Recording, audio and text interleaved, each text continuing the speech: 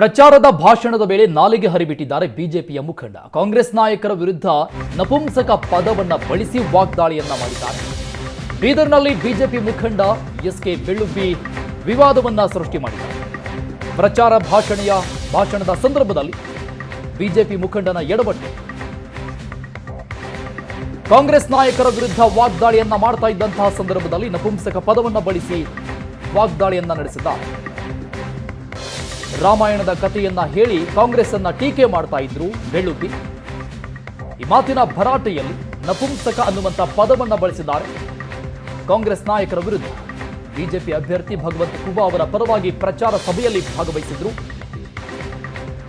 ಈ ಕಾರ್ಯಕ್ರಮದಲ್ಲಿ ಆದಂತಹ ಎಡವಟ್ಟಿದೆ.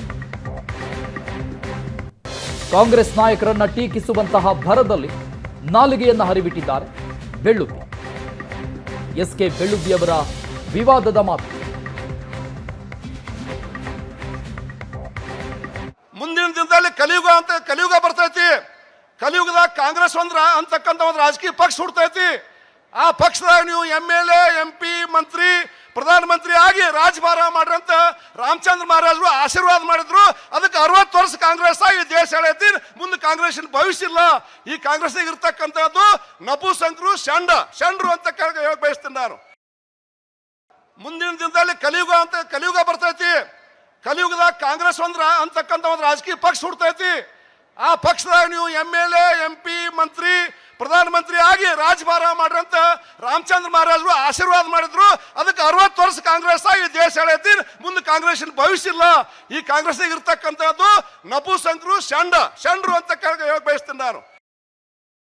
ಮುಂದಿನ ದಿನದಲ್ಲಿ ಕಲಿಯುಗ ಬರ್ತೈತಿ.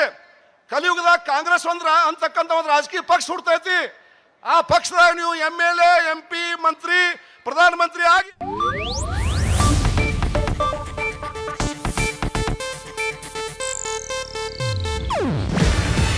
ಇದು ಏಷ್ಯಾನೆಟ್ ನ್ಯೂಸ್ ನೆಟ್ವರ್ಕ್ ಪ್ರಸ್ತುತಿ. ನೀವು ನೋಡ್ತಿದ್ದೀರಾ ಏಷ್ಯಾನೆಟ್ ಸುವರ್ಣ ನ್ಯೂಸ್.